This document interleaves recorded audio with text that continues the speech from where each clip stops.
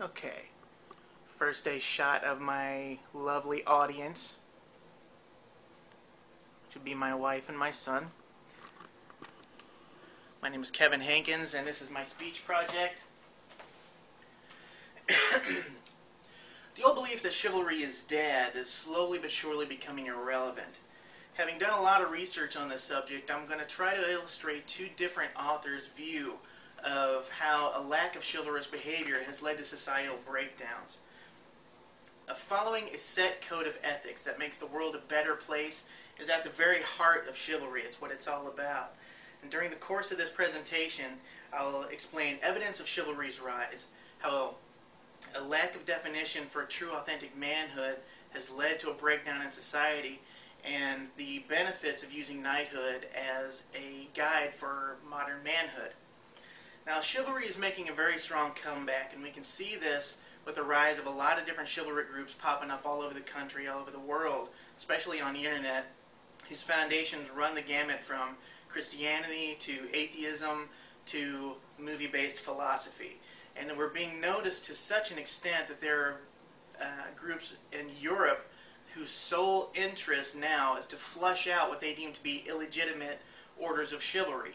Haters.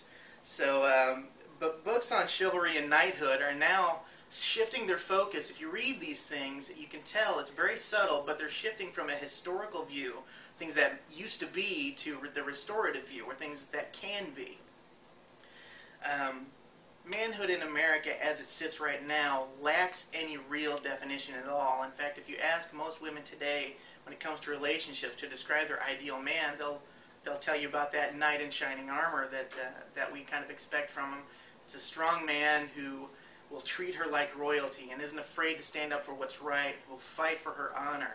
But right now, all they're left to choose from, the modern American male, has very little direction, almost no purpose, precious few morals, and they surround themselves with people of the same mind, and what's worse is they like it that way.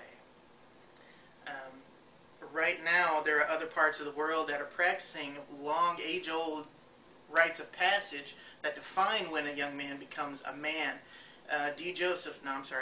Robert Lewis wrote a book called Raising a Modern-Day Knight, in which he describes a rite of passage in the Nuer tribe in Africa, where when a boy reaches the age of manhood, he's stolen away out of his mother's tent in the middle of the night. He's dragged away to the area that's reserved only for men. They hold him down and they take sharp rocks and cut deep, deep gashes all across his forehead, bleeding profusely and scarring him horribly for the rest of his life. But then at the same time, anywhere he goes in his culture, people can point at him and say, that's a man, and they know exactly what to expect from him. We don't have these kind of practices in America, so men are forced to kind of make it up as they go along. When does a boy become a man in America? Is it when he graduates high school? Is it when he gets his driver's license? When he drinks his first beer? We don't know. And so we have to make it up. And so it's no wonder that people end up just kind of listless and they don't know where to go with it. It's caused an attitude toward chivalrous behavior being downplayed as silly, something almost comedic, and in some cases a sign of weakness. But D. Joseph Jock wrote in a book called Chivalry Now, and he writes, quote, "Men are taught from birth that they automatically inherit an inheritance of guilt from past sins. We make sure that no child slips by without taking his share." That's a pretty good heavy burden to bear, and so it's no wonder that a lot of men end up becoming angry, bitter shells of what they could be. And I've read in more places than I could ever care to recall right now that to a knight, the most important and memorable day of his life was the day of his dubbing, because it served as a permanent reminder of what kind of man he was expected to be. Not just because somebody got that close to his head with a sword, but because he knew what to expect out of himself. And it brings me to my final point, that being using the idea of knighthood as a guide for authentic manhood. Teaching our boys knighthood gives them something positive to connect with manhood, makes it a positive experience, something to look forward to, something to latch onto. And it also gives a definitive guide for their success, whether they've achieved it or not. The standard used to be for generations, growing up, becoming a man used to be get a good job, get married, have children, and don't screw up.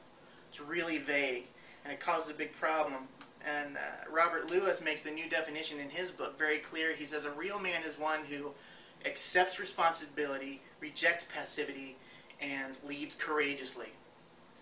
Jacques lists a code of ethics in his book, again called Chivalry Now, that he calls the 12 Trusts, which read as follows: I will develop my life for the greater good.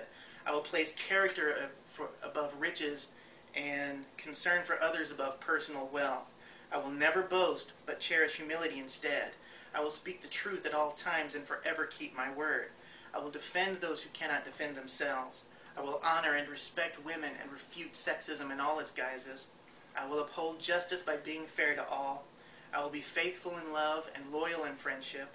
I will abhor scandal and gossip, neither taking part in them nor delighting in them. I will be generous to those who need help and to the poor. I will forgive when asked, so that my own mistakes will be forgiven. And I will live my life with courtesy and honor from this day forward. For me, knowing that there are other men out there who feel this way makes it easier for me to take the hits for living a chivalrous life. It's not an easy thing, but having a set code of ethics does make the world a better place because it heals the wounds that have been left in society for years of its absence, the absence of chivalry. No, chivalry is not dead. It's been beaten, it's been spit upon, and left for dead. But there are a precious few who are picking it up and attempting to heal the wounds left by our angry and destructive counterparts, and to show the world what a man should be, what a man can be. You know, Martin Luther King once said, I cannot be what I ought to be until you are what you ought to be. So let's work together to be part of the solution and not part of the problem. Thanks very much.